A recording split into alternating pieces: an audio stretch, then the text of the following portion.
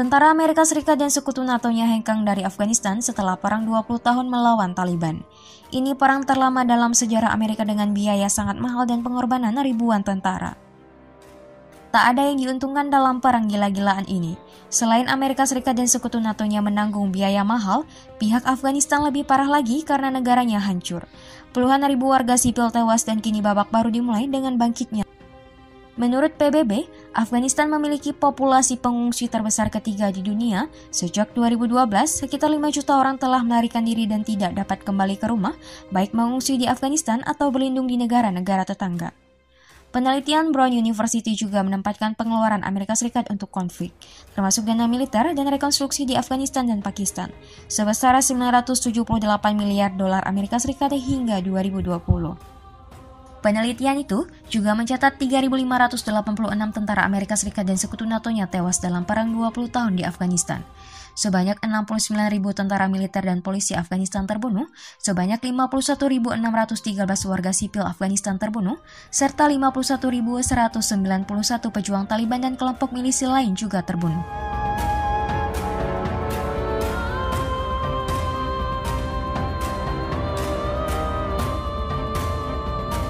Kembali pada tahun 2001, Amerika Serikat menanggapi serangan 11 September 2001 di New York di Washington, di mana hampir 3.000 orang tewas.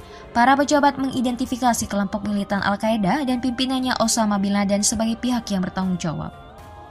Bin Laden berada di Afghanistan di bawah perlindungan Taliban, kelompok Islamis yang telah berkuasa sejak.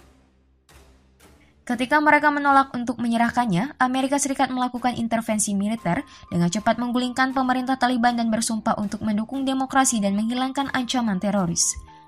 NATO telah bergabung dengan Amerika Serikat dan pemerintah Afghanistan baru mengambil alih kekuasaan pada tahun 2004. Tetapi serangan mematikan Taliban terus berlanjut. Gelombang kedatangan pasukan Amerika Serikat di era Presiden Barack Obama pada tahun 2009 membantu mendorong kembali Taliban, tetapi itu tidak berjangka panjang. Pada tahun 2014, pada akhir tahun paling berdarah sejak 2001, pasukan internasional NATO mengakhiri misi tempur mereka menyerahkan tanggung jawab keamanan kepada tentara. Itu memberi momentum kepada Taliban dan mereka merebut lebih banyak. Pembicaraan damai antara Amerika Serikat dan Taliban dimulai secara tentatif dengan pemerintah Afghanistan hampir tidak terlibat. Dan kesepakatan tentang penarikan tentara Amerika Serikat dan sekutu NATO-nya datang pada Februari 2020 di Qatar. Kesepakatan Amerika Serikat Taliban tidak menghentikan serangan Taliban. Kelompok mujahidin itu mengalihkan fokus mereka ke pasukan keamanan Afghanistan. Banyak provinsi jatuh ke tangan Taliban.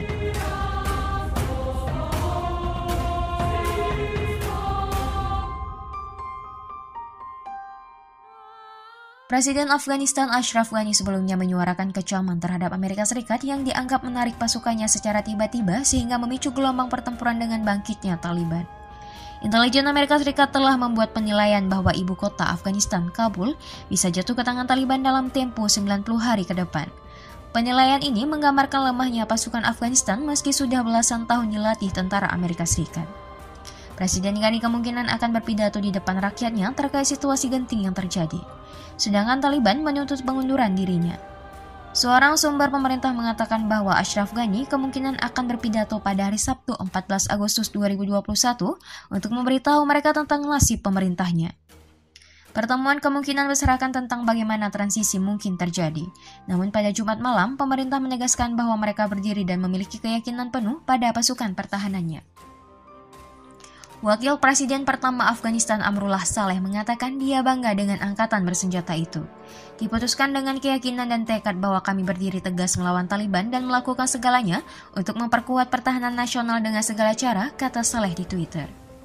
Sementara itu, staf Kedutaan Besar Amerika Serikat di Kabul telah diperintahkan untuk menghancurkan dokumen dan komputer berisi data sensitif saat mereka bersiap untuk mengungsi. New York Times melaporkan kekhawatiran hengkangnya pasukan dan staf diplomatik Amerika itu mirip dengan akhir dari Perang Vietnam saat Saigon jatuh ke pasukan Vietnam Utara. Perintah penghancuran data sensitif tertuang dalam memo tentang persiapan darurat untuk keberangkatan sebagian besar pekerja kedutaan. Salinan memo itu diperoleh NPR yang mengungkapkannya dalam sebuah laporan pada hari Jumat. Perintah itu keluar ketika Pentagon mengerahkan 3.000 tentara tambahan ke Kabul untuk memastikan evakuasi yang aman dan mengikut nasihat kedutaan pada hari Kamis yang mendesak semua warga Amerika Serikat untuk segera meninggalkan negara itu.